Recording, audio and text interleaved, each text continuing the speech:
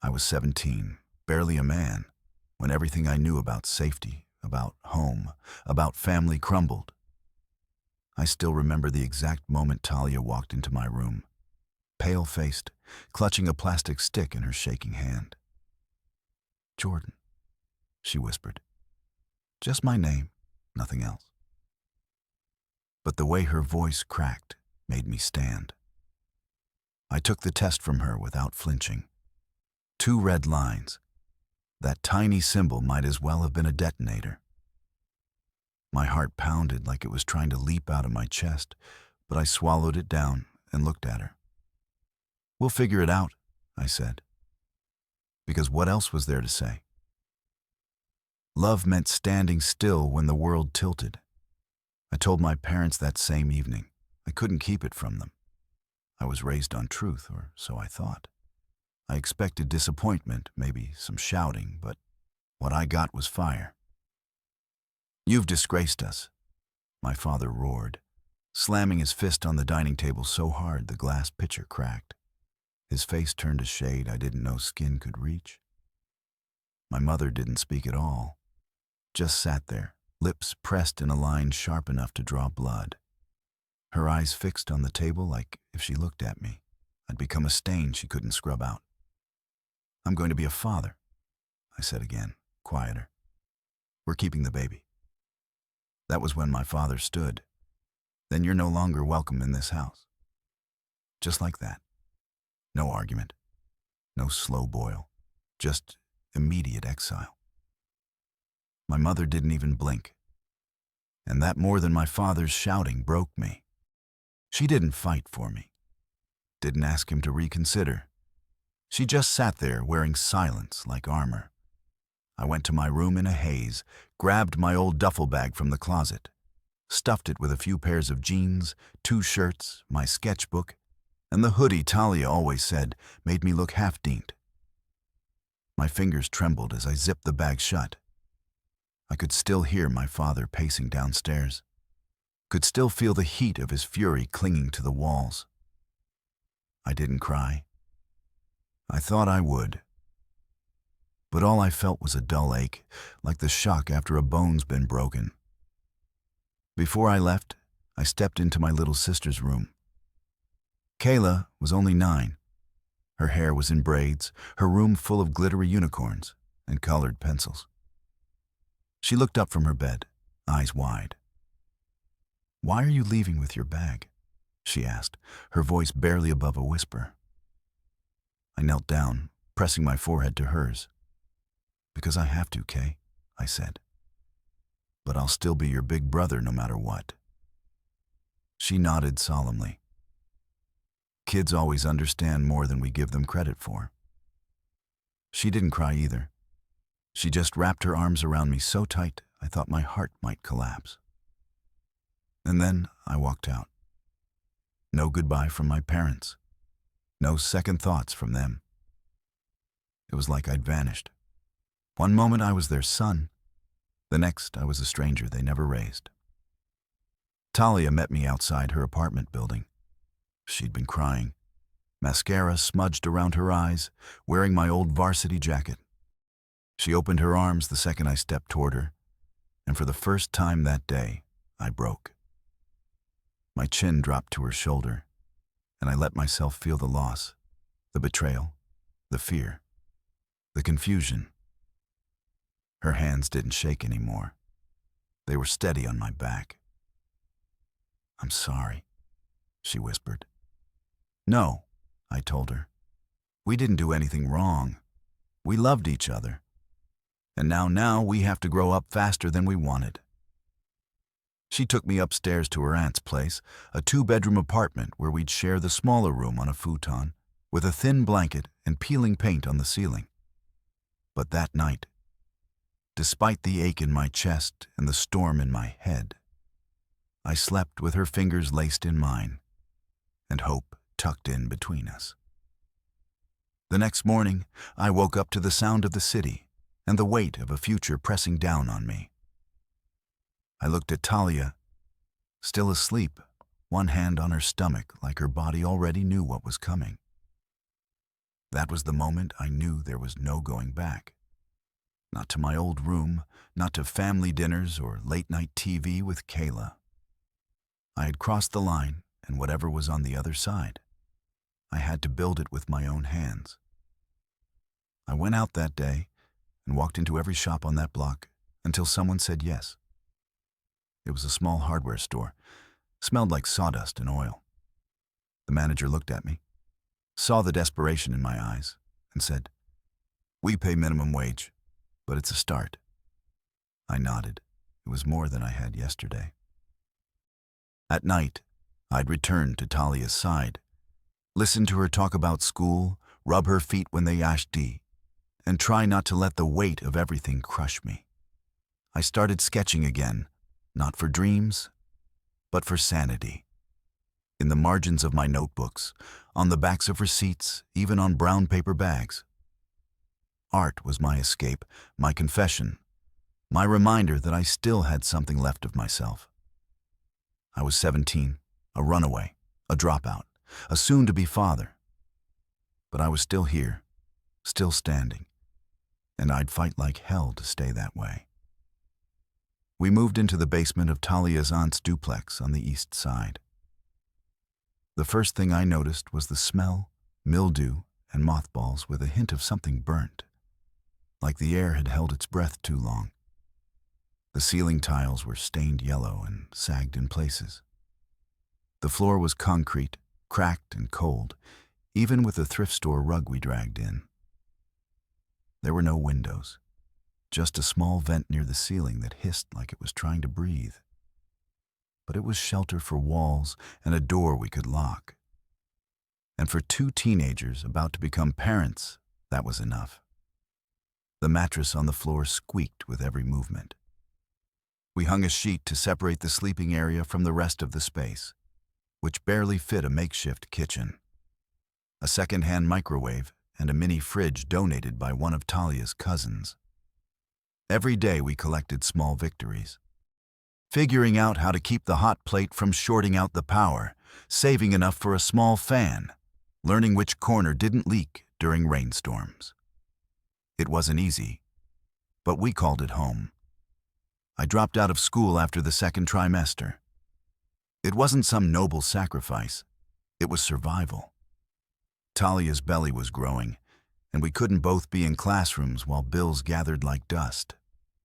I picked up a day job sweeping aisles at a hardware store downtown, owned by a man named Cliff, who didn't smile much, but handed me my first paycheck with a gruff nod. At night, I hauled crates in the back of a warehouse 2 neighborhoods over. The hours were brutal. My body ached constantly, but I kept showing up. Sleep became optional. Food was whatever we could get for $5 or less. But I didn't complain. I couldn't afford to. Talia kept going to school belly first through the halls, head down, headphones in. She was tougher than people gave her credit for. I watched her study by lamplight on nights I got home early. She'd fallen asleep more than once with a highlighter in her hand and a textbook as her pillow. When I tried to tuck her in, she'd stir and whisper, "Almost done," and go right back to reviewing chemistry notes. She refused to give up, and because of her, I refused to. I started taking free online courses during my lunch breaks and in stolen moments between shifts. Nothing official, just art history, color theory, digital design, anything to keep my brain awake. I'd sketch on receipt paper or in the margins of takeout menus.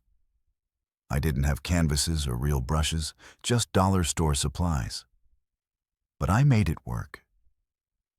Sometimes I'd leave a small painting taped to the fridge for Talia to find. A baby elephant, a cityscape, her silhouette glowing under moonlight, little love notes in watercolor and ink. It was the only way I knew to remind her that even in the dark, we were building something beautiful. Then came the night her water broke. I was halfway through a night shift, loading a pallet of cleaning supplies when my phone buzzed like it was trying to shatter. Talia's aunt was on the line, panicked, shouting something about contractions and ambulances. I dropped everything.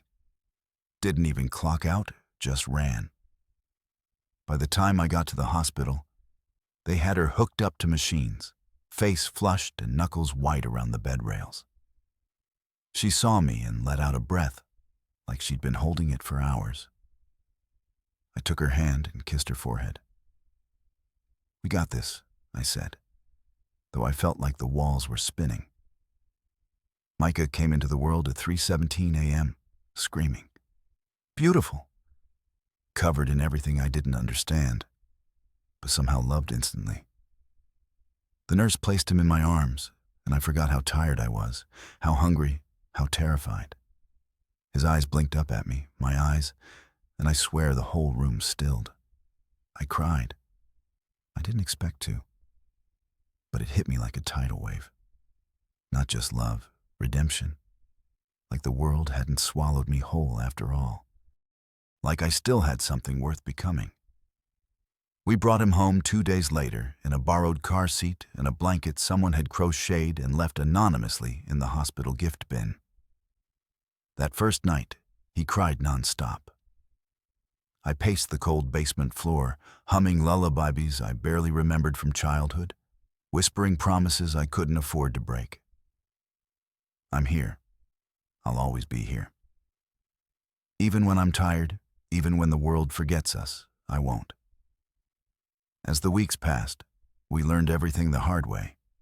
Diaper blowouts, fevers, long nights with no sleep and no answers. Talia cried sometimes when she thought I wasn't looking.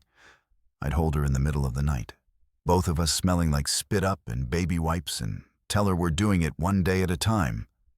And somehow we were. I painted a mural on the wall behind Micah's crib, a sky filled with stars and a moon that glowed in the dark. I wanted him to know beauty even if the floor beneath us was cracked. I wanted him to dream even if we were barely surviving.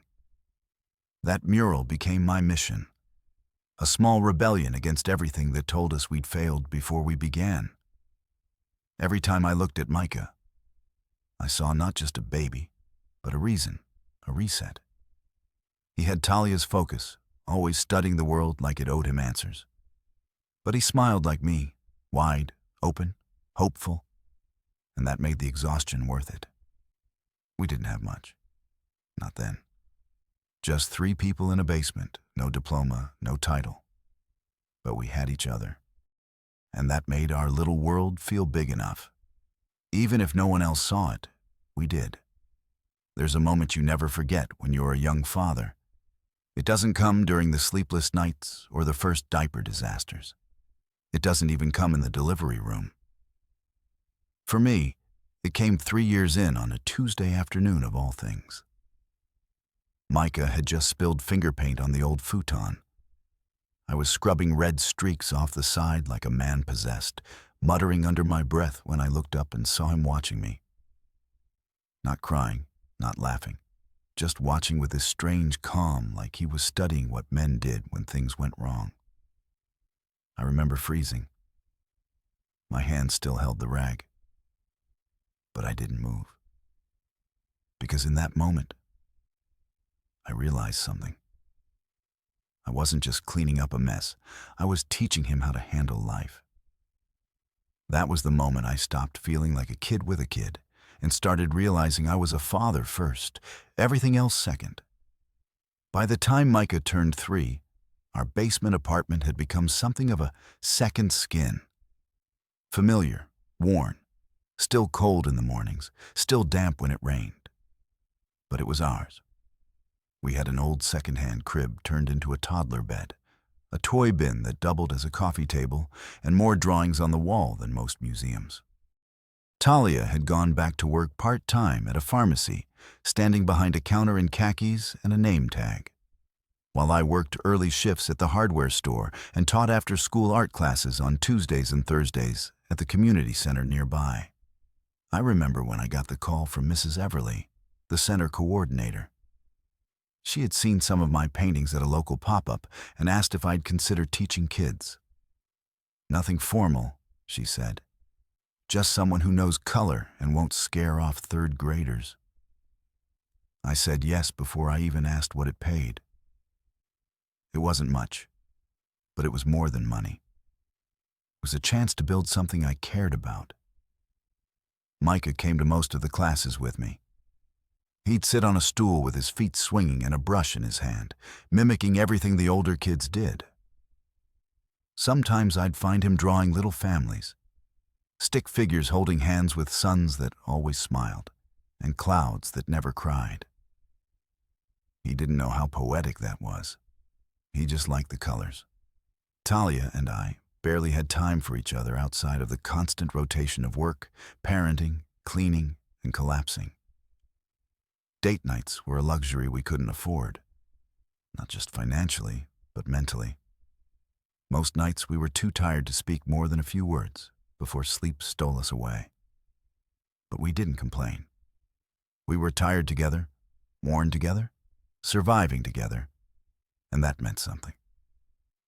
We did find moments, small ones. She'd leave me little notes in Micah's lunch bag. Remember, blue is his favorite now. Or you've got this. I draw quick portraits of her while she slept, hair tangled, lips parted, peace in her posture. I never showed her most of them. They were for me, a reminder that beauty lived, even in exhaustion. Our friends from high school had mostly vanished by then. We were too different now, too adult for their parties, too serious for their drama. Some would text occasionally, offer support with a heavy helping of pity, like our lives had turned tragic. But I never saw it that way. Tragic was giving up. Tragic was walking away from responsibility. What we had, that was life. Real, raw, and completely ours. I started painting more late at night when Micah was asleep, and the world felt quiet enough for my mind to stretch out. I couldn't afford fancy materials, so I made do mixing leftover paint from work using cardboard when I ran out of canvas, finding inspiration in the way sunlight hit the corner of the basement wall, or the way Micah's hands looked covered in purple chalk. Each painting was a piece of my journey, a silent protest against the version of my life that people assumed I had. Broken, wasted, aimless. I painted love. I painted strength. I painted hope that refused to die. One evening, I took Micah to the park. Talia was working a closing shift, and I needed to get him some air. He ran ahead of me in his little green hoodie, chasing pigeons and laughing like the world belonged to him. An older man on the bench beside me nodded as I sat down. "He yours?" he asked. "Yeah," I said, a smile tugging at my lips. "Didn't think you were old enough to have one that age?" I didn't respond right away. Then I said, "Being a father doesn't wait until you're ready. It just happens. And then you decide what kind of man you want to be." He studied me for a second, then nodded. "You're doing all right, kid." I didn't need his validation. But I won't lie, it felt good. Sometimes the world forgets to tell you when you're doing something right. It just points out when you screw up. So that one small comment, it stayed with me. We didn't have savings. We didn't have family support. But we had a rhythm now, a structure held together by sleepless nights and stubborn dreams. Every day I packed Micah's bag with snacks and wipes. Every day I kissed Talia goodbye on her way to work. And every night I tucked Micah in with a story and a song. One night as I closed his bedroom door, I heard his small voice whisper, "I love you, Dad." I paused. Not because it was the first time, but because he said it like it was the most normal thing in the world. Like he never questioned it. Like my love was his foundation, something he could count on like gravity. And in that moment, I didn't feel like the 17-year-old who got kicked out. I didn't feel like a statistic. I felt like a man. Not because I'd achieved anything monumental, but because I'd stayed. I tried. I'd loved. That's what fatherhood taught me. You don't grow up first and then become a dad. You become a dad, and it forces you to grow fast, hard, and deeply. And that version of me, he was just getting started. It was a Wednesday, one of those sluggish, gray afternoons where everything moved slower, and even the air felt heavy. Micah was sitting cross-legged on the community center floor, drawing with his tongue peeking out of the corner of his mouth like it always did when he was focused. He had drawn a sunset, bold orange smears with violet streaks above stick figures holding hands. I remember standing there, arms crossed, watching him and thinking, damn, the kid sees color better than most adults. I was about to pin it to the bulletin board when Mrs. Everly handed me a letter. No return address, she said, just your name. I didn't recognize the envelope. The paper was thick, off-white, the kind that screamed formality. But the moment I saw the handwriting, my stomach turned. It was my father's. His signature slant, the sharp angles, the unyielding confidence in every curve. I hadn't seen that handwriting in years, but it hit me like a punch to the chest. My hands went numb. I took it to the empty office across the hall and shut the door. For a long time, I just stared at it. Part of me wanted to tear it up without reading it, let the past stay buried. But the curiosity was louder. So I opened it. Inside was a folded check and a note. Just one paragraph written like a man who didn't know how to ask for anything without sounding like a lawyer. This is part of the fund we once saved for you. If you're willing, I'd like to see you. Not to justify, only to listen. That was it. I didn't know what I was supposed to feel. Gratitude, rage. I'd lived the past 6 years pretending they didn't exist. That the world I had been cut off from wasn't mine to miss. But here it was again. His voice somehow echoing off the page. A part of the fund we once saved for you. I looked at the check. $5,000. I could already see where that money would go. Mike's new shoes, Talia's student loans, real canvases instead of scraps. Maybe fixing the heater that barely worked in the winter. But I wasn't ready to take it. Money without context feels like guilt trying to buy its way into your life. I folded the letter back up and tucked it into my sketch pad. Later that night, I didn't say anything to Talia right away. We were both tired.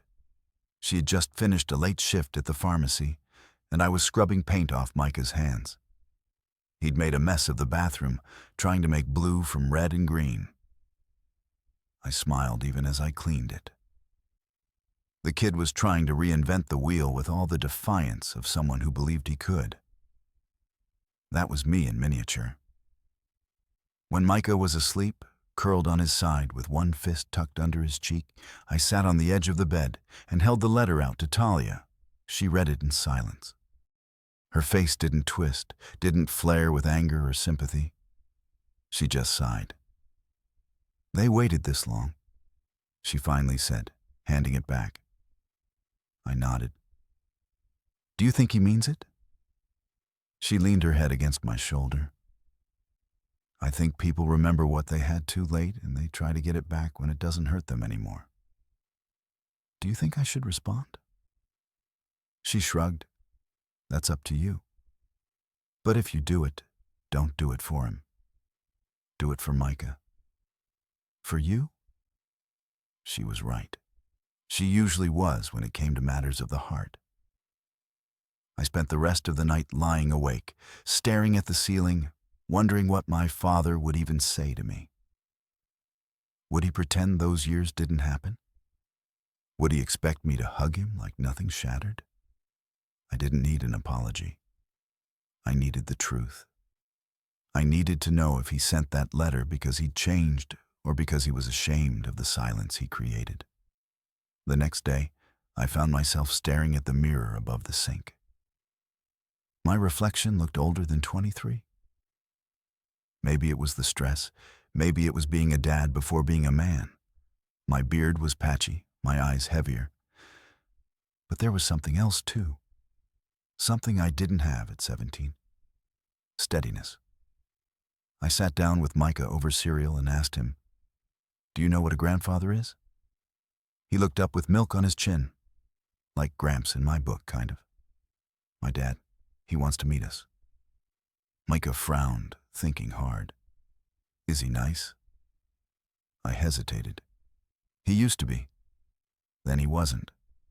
But he might want to try again. Micah shrugged. "If he's not mean to you, maybe." That was all it took. Permission from the one person who mattered most. I didn't call. I wrote back. My letter was shorter than his. "I got your message. I'm not sure what this is supposed to be, but I'm willing to talk if you're willing to listen. Like you said, this isn't about me anymore. It's about Micah." I mailed it with shaking hands. The wait that followed was agonizing. Every day I checked the mailbox twice. Talia didn't ask for updates, but I saw her glance at the door every time the postman came by. Even Micah asked once, "Did your dad write back yet?" Like it was a pen pal project from school. A week passed, then 10 days. Finally, a small envelope arrived. Different handwriting, my mother's. Inside was a photo. It was me at an age 10 painting at the kitchen table, smiling. On the back, she had written, "I never threw it away." He kept it in his drawer. No words, just the image. I stared at that photo for a long time. And for the first time in years, I didn't feel invisible. I felt remembered, not forgiven, not reconciled, but acknowledged.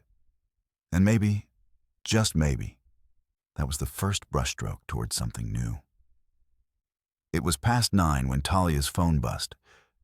We had just finished dinner, cheap Chinese takeout that Micah insisted on because he loved the little fortune cookies. He was on the floor constructing a spaceship from chopstick wrappers and soy sauce packets, narrating with sound effects only a child could invent. Talia glanced at the screen, her lips tightening around the edge of her cup. I watched the colors shift in her face. "It's Lucas," she said, handing me the phone. Lucas, my younger brother, the one who never called. Not when Micah was born. Not when he saw the news about my community art exhibit 2 years ago. Not even when we lost our apartment and moved twice in 6 months. I took the phone anyway, my fingers already tense around it. "Jordan."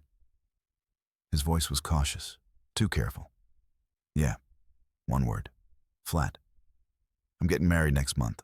I want you there." I let out a dry, humorless laugh. "You want me at your wedding?" After 6 years of silence. "I know how it sounds," Lucas said quickly. "But things are different now. He's not doing great." "What's wrong with him?" Silence. "Then I'll let him tell you if you come." That stung. Not just the vagueness, but the implication like I had to earn the truth. Like I had to step back into their world just to be trusted with something basic. And Micah, I asked, there was a pause. "Of course we want to meet him too. Not me and Belle, his fiancée. We meaning my parents. The people who shut the door in my face and let it stay shut long enough for Micah to learn to walk and talk and ride a bike without them ever seeing it. And now they wanted to meet him like he was an exhibit they hadn't toured yet." I didn't say anything. My jaw clenched so hard my teeth ached. Lucas rushed in with more words. "Look, I know this doesn't make up for anything, but they've changed. We all have. I think you'd be surprised." That was the part that really got under my skin. Not the invite, not even the talk of change, but the assumption that I hadn't. That they'd been evolving in my absence while I remained suspended in that moment when I was 17 and told to pack my things. I hung up without promising anything. Talia and I didn't talk for a few minutes. Micah was still playing, humming some off-key tune while his plastic spaceship crashed into invisible planets. She finally broke the silence. "You okay?" I nodded, then shook my head. "I don't know." "What did he say?" "They want us at the wedding. They want to meet Micah." She sat with that a while, letting the weight of it settle into the room. "Are you thinking about it?" "I don't know," I said again, rubbing my thumb over my knee like the friction would clarify something. Part of me wants to tell them to go to hell. The other part wonders what it would mean for Micah, for him to know where he comes from, even if it's messy. Talia leaned over, resting her head against my shoulder. "Whatever you decide, we go together." I looked at her then, really looked. This woman who never asked me to be more than I was, never held my past against me, never made me feel like I had to beg for a place at her table. She didn't like my parents. Never had. Not since that first awful night. But she wasn't letting that speak louder than my uncertainty. She was letting me choose. That's what real love looks like. Not the kind you shout from rooftops, but the kind that stays silent and sturdy beside you when decisions threaten to break your spine. That night, after we tucked Micah in, I sat at the kitchen table staring at the envelope with the wedding details Lucas had sent. Ivory cardstock, gilded borders, everything curated to perfection. Lucas and Belle invite you to share in their joy. Even the names looked smug, printed in gold. I imagined my family in tuxedos and designer dresses, toasting champagne, clapping politely, pretending like nothing ever broke. Micah shuffled out of bed, rubbing his eyes. "Daddy, I'm thirsty." I got him a cup of water, watched him drink it slowly, lips puckering around the rim. When he finished, he asked, "Why do you look mad?" I crouched beside him. "Do you remember how I told you some of our family lies far away?" "Yeah, they want to meet you." He blinked like your mommy and daddy. I nodded. "Okay." He didn't seem scared or excited, just open. Children don't carry the same bitterness. They just want to understand. "Would you want that?" I asked. "Will they like me?" That question shattered something in me. He wasn't worried about judgment or history. He was worried about belonging. I hugged him tight. "They'd be lucky to meet you." When I looked at Talia later, I already knew what I had to do. "I'm going," I said, "not for them. Not to forgive or pretend, but because Micah deserves to know what came before him, even if it was broken." She nodded once. "Then we go as a family." I kissed her forehead always. And just like that, something inside me shifted. I wasn't walking toward them as a boy with his head bowed. I was walking in as a father, a partner, a man who had built a life from ashes. They weren't getting a prodigal son. They were getting someone far more whole, someone they never expected. The wedding was held at a private estate on the edge of town, one of those places with ivory columns, a cobblestone driveway, and a staff that opened your car door before you even unbuckled. We pulled into the parking lot in Talia's aunt's borrowed Toyota. The windshield chipped and the AC barely working. I parked away from the luxury cars, Otis bins, even a damn Rolls, like we didn't belong in the same row. Micah sat in the back, swinging his legs nervously in his little gray suit. Talia had spent the morning fixing his collar and smoothing his curls while humming under her breath. He looked perfect. We all did in our own way. Talia wore a navy blue dress that made her eyes stand out like sapphire glass. And I had on the only blazer that still fit from my senior year. We didn't look like guests. We looked like a family that had fought to be here. And that was the truth. We walked through the arched gates down a flagstone path that cut through manicured lots. String lights dangled from tree branches, swaying in the late spring breeze. Laughter floated from the tent ahead, a sound I used to associate with safety. I kept walking, even as my chest tightened with every step. Inside the reception area, a string quartet played something delicate. White chairs lined in gold ribbon circled the dance floor that sparkled beneath a glass ceiling. Everything looked like a bridal magazine had come to life. Then the glances started. My mother saw us first.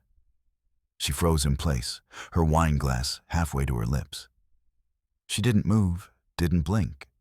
Her eyes didn't find me first. They locked on Micah. And her expression cracked. Not from anger, not even regret. From disbelief. My father stood near the groom's table. He turned slowly, his hand still mid-gesture as he spoke to a man in a tailored gray suit. Then he saw us. His jaw tightened, his shoulders lifted slightly like he was bracing for something. He didn't come forward. Neither of them did. We made it halfway through the room before someone finally approached. Lucas, he looked good. Clean-cut, tan. The picture of someone whose life followed a clean line. He smiled when he saw us, but there was hesitation in it, a kind of guarded warmth. "Jordan," he said, pulling me into a hug. "I'm really glad you came." "Yeah," I said flatly. "Me too." He crouched slightly and smiled at Micah. "And you must be Micah."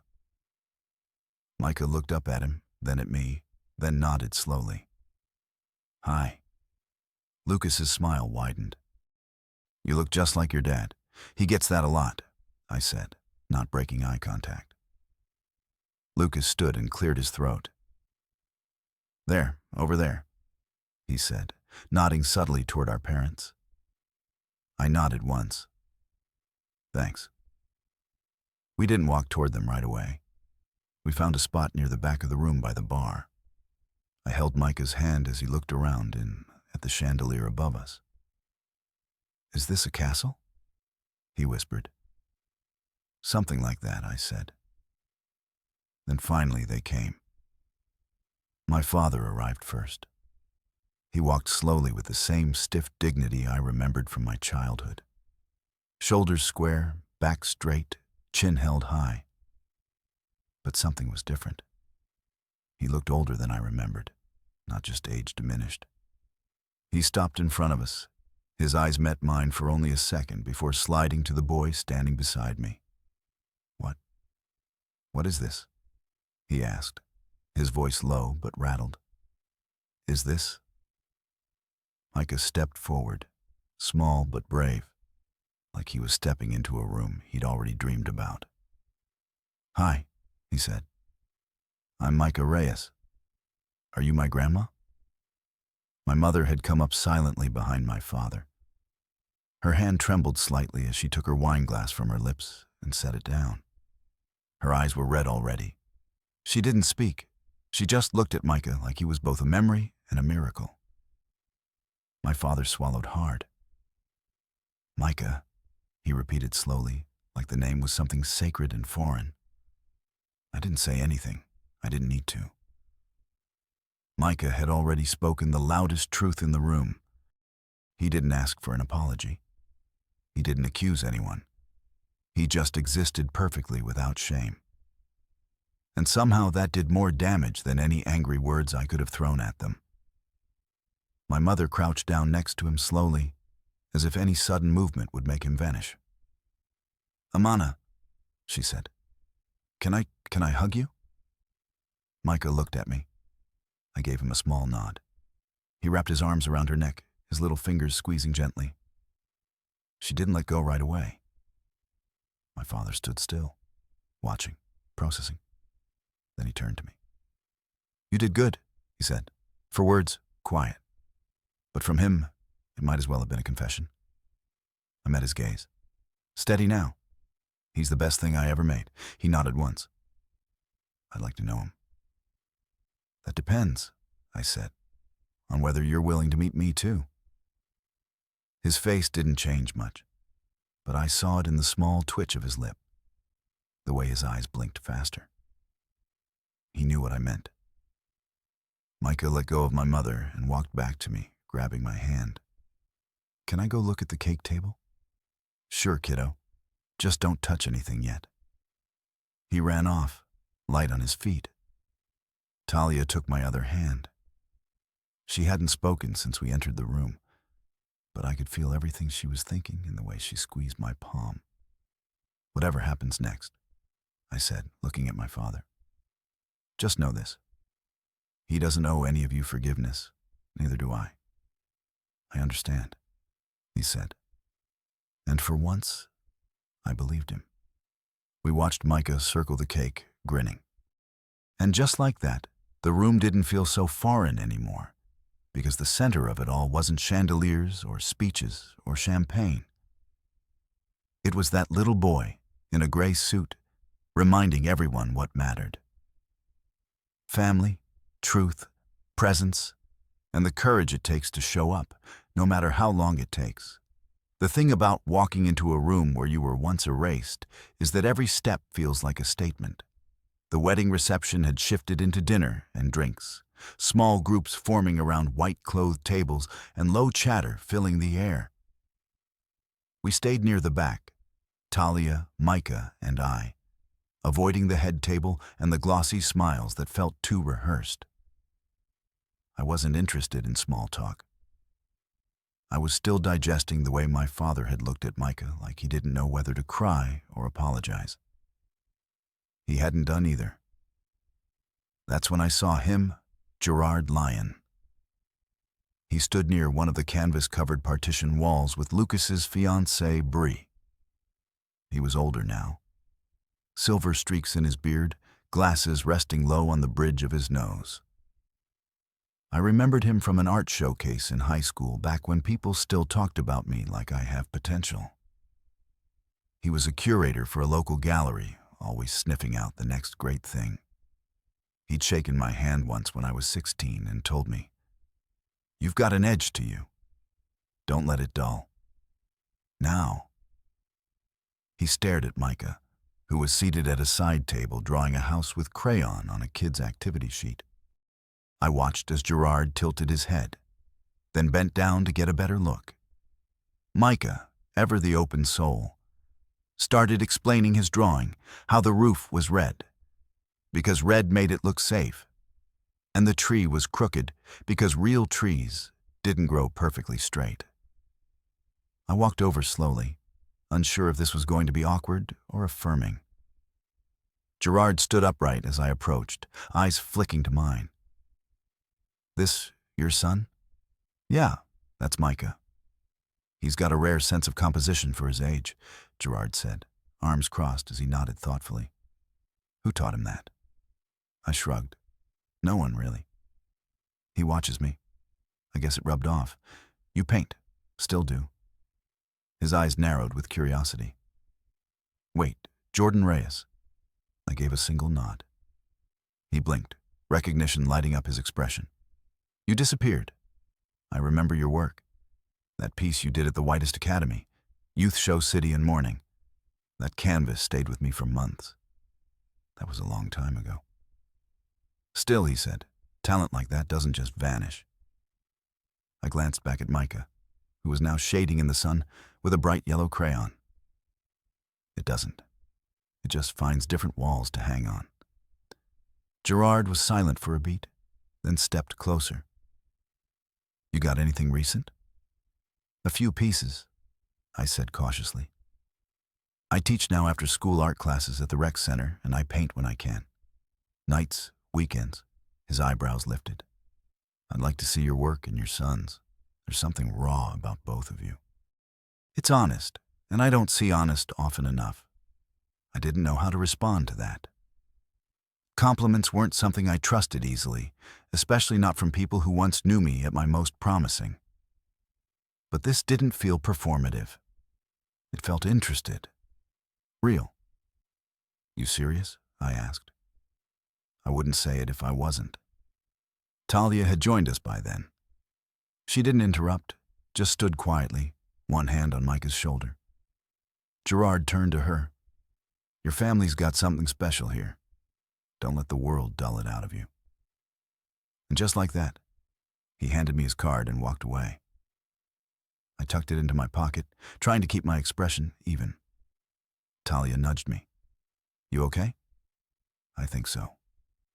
You're more than okay, she said, voice quiet. You're being seen again. I exhaled slowly. I forgot what that felt like. But it didn't stop there. Word must have spread. First, one guest wandered over asking if it was true I was Jordan Reyes, the same kid who had sketches published in the Whitest Stone scene. Then another, someone who remembered my early portfolio online. They weren't malicious, just curious. Whispered fragments reached my ears. Thought he dropped out. Heard his dad downed him. That's his son. I didn't flinch. I didn't shrink. I just let it come. Then my father approached again. He didn't look angry, just unsettled. Maybe by how quickly people were gravitating back to me. Maybe by how natural Michael looked in that room. We should talk, he said softly.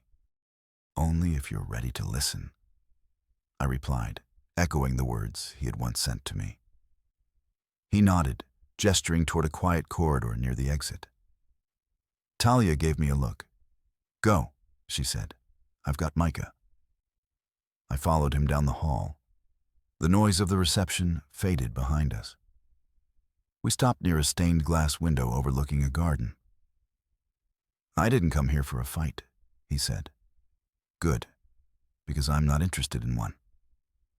He looked down and then back at me. I sent that letter because I've been wrong for a long time. And watching Micah today, he's everything I thought you couldn't be when you were 17. Turns out I was just too proud to see who you were becoming. I crossed my arms. You said I disgraced the family.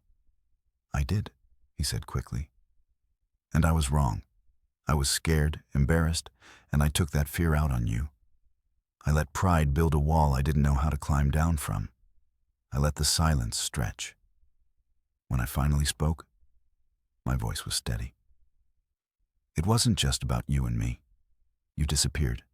From Micah, from Talia. You erased us like we didn't count. I know, he said. And I don't expect to be forgiven. But I'm here now. I want to be part of your life again. I want to know my grandson. I studied him, really studied him. And for the first time, I didn't see the man who kicked me out. I saw a man still holding the pieces of what he broke. Then show up, I said. Not for one day, not for the wedding. Show up when it's hard, when it's boring, when no one's watching. That's what being a father is. That's what Micah needs. He nodded. Then I will. I didn't smile. I didn't shake his hand. But I didn't walk away. Maybe that was enough. Not an ending, but a confrontation that didn't end in fire for once. Just an open door and a chance. Every Saturday morning started the same, with the smell of burnt coffee and the gentle hum of sunlight through the blinds. Micah would wake up first, climbing into our bed and wedging himself between me and Talia, like a live wire full of questions. Are we going to the studio today, Dad? He'd ask, already dressed in mismatched socks and a superhero t-shirt. He knew the answer, but he asked anyway. Saturdays were sacred. They belonged to paint-streaked aprons, drying canvases, and the small circle of kids who gathered in the rec center's east wing, calling me Mr. J. While Micah proudly announced, "That's my dad." After the wedding, something shifted slowly, like an old house creaking back into place after a storm. My father started coming to the studio. Not every weekend, not with some grand announcement or apology. He'd just show up quietly, take a seat near the back of the room, and help when asked. At first, the kids avoided him. He looked out of place in his pressed slacks and button-down shirts, a man too stiff for smokes and finger paint, but he adapted. He rolled up his sleeves, filled water cups, helped tie aprons. When a paint tray spilled, he was the first to grab a rag. I watched him out of the corner of my eye for weeks, waiting for the mask to slip, for the judgment to surface again. But it never did. He didn't speak much, just observed, listened, and slowly blended into the rhythm we'd built without him. Micah took to him faster than I expected. One afternoon, he walked right up to my father with a wet paintbrush and said, "Can you hold this while I mix purple?" My father took it like it was something sacred. From that day on, Micah called him Gramps. No one told him to. No one prompted him. It just happened. Natural, like kids can see the parts of people that still want to be good. My mother came too, eventually. The first time she brought store-bought cookies in a Tupperware container and hovered near the entrance like she was afraid to break something. She barely made eye contact with me, but she sat with Talia, asked her questions, real ones, not forced, and complimented Micah's drawings like they were masterpieces. It wasn't warm exactly, but it was effort. And for people like her, effort was monumental. Talia remained cautious. She had every right to be. She'd seen me cry after the door was slammed in my face. She'd wiped away tears I didn't even know I'd shed. In the first year we struggled alone. She didn't forgive easily. But she observed, measured, and what she saw over time was consistency. No promises, no grand gestures, just two people, my parents, who kept showing up. One Saturday, I gave the kids a lesson on texture. We glued fabric and thread to the canvases, creating layers before we even touched paint. Micah's piece looked like a jungle green yarn vines, cotton clouds, gold foil for the sun. My father stood behind him, gently trimming a piece of felt with scissors while Micah described his rainforest planet. I stepped back for a moment, took it all in, the kids laughing, paint splattered everywhere, the smell of acrylics in the air, and felt something I hadn't felt in a long time. Peace. After class, when the last of the kids had run off with their rolled-up projects, my father stayed behind. He wiped the tables without being asked, like it was routine now. I walked over with 2 paper cups of coffee, cheap, slightly bitter, but hot. He took his with a nod. "You're good at this," he said. "Teaching all of it," he said, motioning to the room. "You built this from scratch." I didn't respond right away. I just sipped my coffee, watching Micah in the corner, cleaning brushes, humming to himself. "I didn't know how to support you when you were 17. My father said after a moment. "I didn't even try." "No," I said softly. "You didn't. I thought I was protecting you from failure, from ruining your life. And what you actually did," I said, turning to face him, "was make me build one without you." He looked away then, that old pride still flickering under the surface. But he didn't defend himself. He just nodded. "You did build one better than I ever could have imagined." We stood there in silence. Not heavy silence, just stillness, a kind of understanding. Micah skipped over a moment later, holding a dripping brush. "We need more blue, Dad." I reached for the tub. "Darker sky." "Sky," he said. "It's for the clouds." He darted back and I handed the container off to him like a baton in a race. My father watched, his eyes softening. "I miss so much," he said under his breath. "Yeah," I said, "but you're here now. That counts for something." He gave a small smile. Not wide, not proud, just real. Talia came in with 2 juice boxes and sat on the stool beside me, nodding at my father. "He helped Micah glue on leaves," she said, almost teasing. "I'm a quick learner," he replied. And for once, she didn't bristle. Micah stood up on his stool and held his canvas above his head like a trophy. Tata. It wasn't perfect. The glue was smeared. The clouds were uneven. But the joy on his face made it museum-worthy. My mother walked in just then, holding a camera. She'd apparently picked up a hobby lately, photography. She asked if she could take a picture. Micah posted. Talia smiled. I stood beside them, my arm around my son, my other hand resting on Talia's shoulder. My parents stood to the side, capturing it. Not in control, not defining it, just witnessing. And that felt right because after all these years, we were still painting our family layer by layer, stroke by stroke. And for the first time, everyone was holding a brush.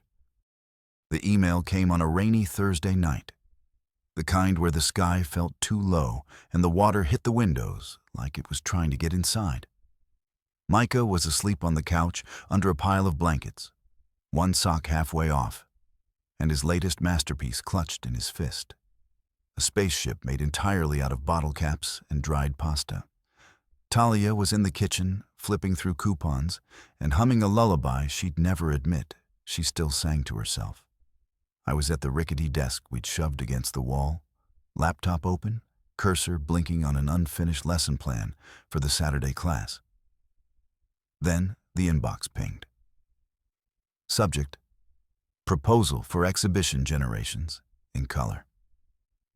I clicked, half expecting spam or another rejection. Instead, I read the words 3 times before I could believe they were real.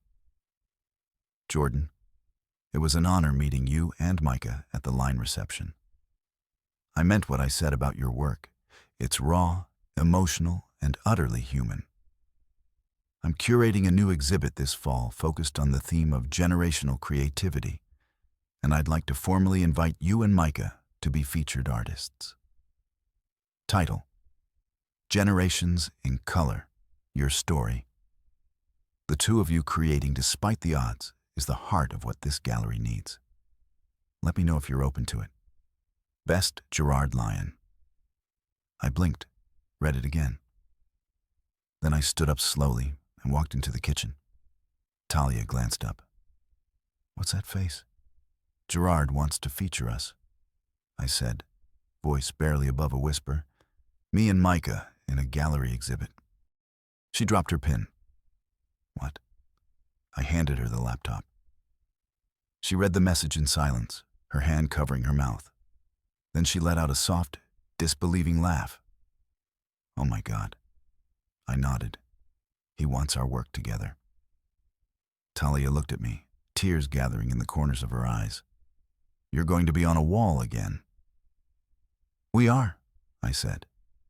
This time, not alone. We told Micah the next morning. He blinked at us over a bowl of cereal spoon halfway to his mouth. Like real people will see my pictures in a museum gallery.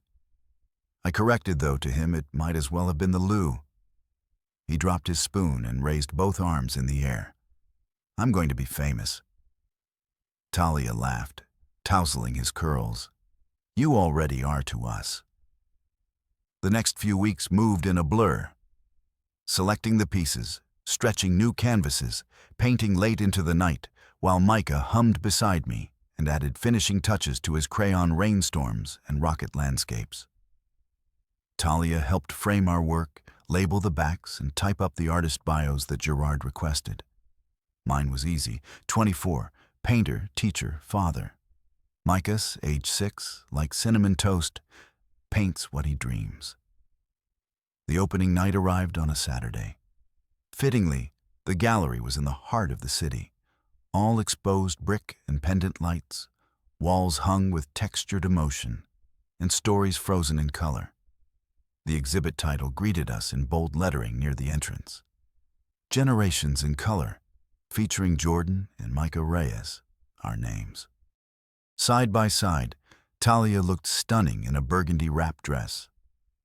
Micah wore a bow tie and suspenders, insisting he looked like a serious artist. I held both their hands as we walked into the gallery. Guests moved slowly through the room, pausing to take in the art. My section held oil portraits of fatherhood, of Micah sleeping, of our basement ceiling with its peeling hope. Micah's pieces were opposite mine, bright explosions of color and imagination, joy without restraint. The contrast was startling and perfect. Pain and light, depth and freedom, side by side like two chapters of the same story. People stopped us, asked questions, shook our hands. Some asked about our process. Others just stood quietly reading the descriptions beside the paintings. Then I saw him. My father stood in front of one of my canvases, his hand lightly resting against the wall just below the frame. It was a painting of our old kitchen table, empty, scarred, lit only by a shaft of memory-shaped light. I hadn't given it a title. "I remember this table," he said when he noticed me behind him. "You used to draw with crayons on the corner." I nodded. "You painted over them." He turned, meeting my eyes. I wish I hadn't. It wasn't an apology, but it was a confession.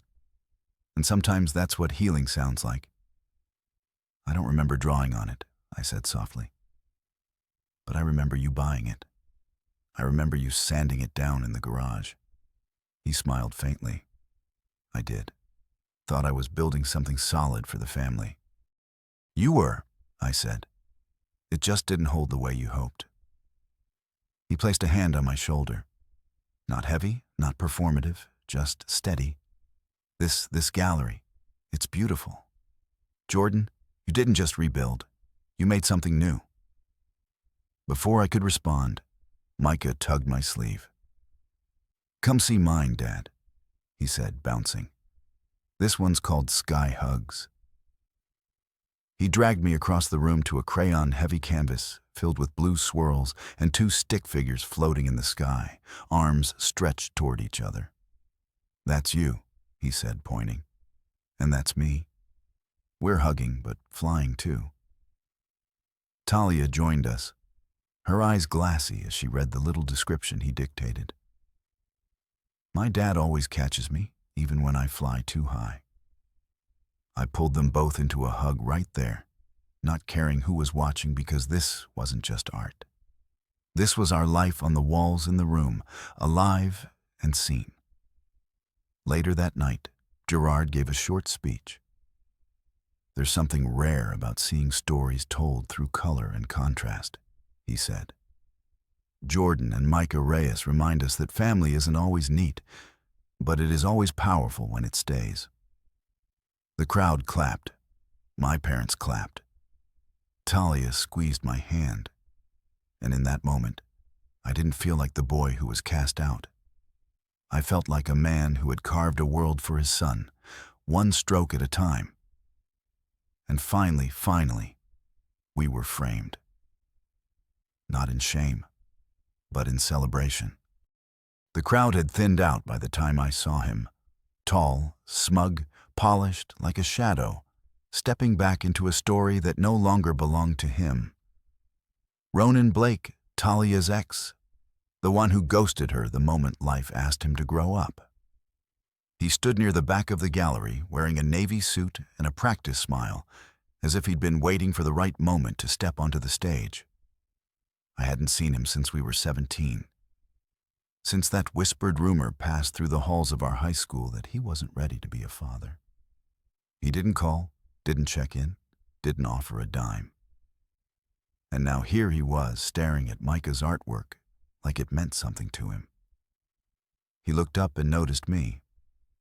His face tightened for half a second before it softened into something friendlier or fake, but rehearsed. "Jordan," he said, as if we were old friends at a reunion instead of two men who stood on opposite sides of everything that mattered. "Ronan," I replied, flat. He took a few steps forward. "He's amazing, Micah. I mean, the pieces, his eye for color. He's really talented." I nodded once. "He is." A paw stretched between us. "I saw the article about the exhibit," he added. "My mom forwarded it. Said the name sounded familiar." When I saw the pictures, You decided to come claim something, I interrupted, voice sharp but calm. He flinched. I'm not here to start trouble. No, I said. You're just here to show up for the first time in 7 years in a suit in a gallery where there are people to impress. That's not fair. You're right, I said. Fair would have been you standing next to Talia in a delivery room. Fair would have been you handing her tissues instead of silence when she told you she was pregnant. He inhaled, looked away. I was scared. So was I. I snapped, but I didn't run. I didn't vanish. He pressed his lips together, nodding slowly. Look, I'm not asking for anything. I just wanted to see him. See who he is, what he became. I folded my arms. He became what you couldn't. That one hit. He swallowed hard and nodded. Do you think I could meet him? Just once. The protective instinct in me flared up like a fire set to dry brush. But I didn't shout. I didn't curse. Instead, I looked over at Micah, who was laughing with Talia and my mom near the refreshment table. He had a juice box in one hand and a cookie in the other. Carefree whole. I'll ask, I said. But if he says no, it's no. And if he says yes, it's one time. You disappear after. Understood. I walked over to Micah and crouched next to him. Hey, buddy, there's someone here who wants to meet you. He looked up, his brows furrowed. Who? I hesitated. His name is Ronan. He used to know your mom from before you were born. Micah considered that for a second. Is he nice? He says he just wants to meet you. You don't have to go with him. You don't have to talk. You can just wave and go back to your cookie. Micah looked across the room and saw Ronan standing stiffly by the door. Then he looked back at me. Okay, he said. Just a wave. I took his hand and walked him over. Ronan's eyes filled the closer we got, a look somewhere between awe and guilt. Hey there, he said gently. Micah stood behind my leg, just peeking out. Ronan crouched to his level. Your name's Micah, right? Micah nodded slowly. Yep, I saw your art. Ronan said, It's really good. You're very talented. Thanks, Micah mumbled. There was a pause. Then Micah stepped forward and offered a handshake. Ronan took it, his hand visibly shaking. Okay, Micah said. That's it? I smiled. That's it? Micah turned and went back to Talia, who was watching with steady eyes. I stayed a moment longer. He's polite, Ronan said, standing. He's more than polite. He's kind. He's smart. He's stubborn. And he's loved. I can see that. He said he doesn't need me. No, I said he doesn't. Ronan nodded once. Well, thank you for letting me say hello. I didn't offer a goodbye, just watched him leave. He didn't ask for another visit. He didn't plead or cause a scene. Maybe he saw finally the full weight of what he walked away from. Or maybe he just realized it was too late to start rewriting chapters that had already been beautifully written without him. Back near the art wall, Talia placed her hand on my back. Are you okay? I am now. Micah, she asked. He's fine, said his piece. She looked toward our son. He knows who his father is. I nodded, pulling her in closer. Yeah, and I know who I am. The night ended with a slow walk through the gallery, just the three of us. Micah skipped ahead, stopping at each painting to explain it like he was a tour guide. Talia laughed quietly, her hand in mine, and me. I took it all in.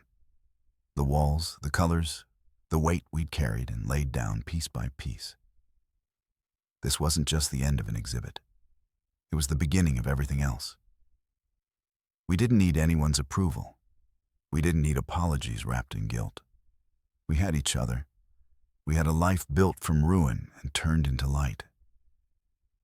And as we stepped into the night air, I felt something I hadn't felt in years. Not just peace, but power. We weren't the family people expected. We were better.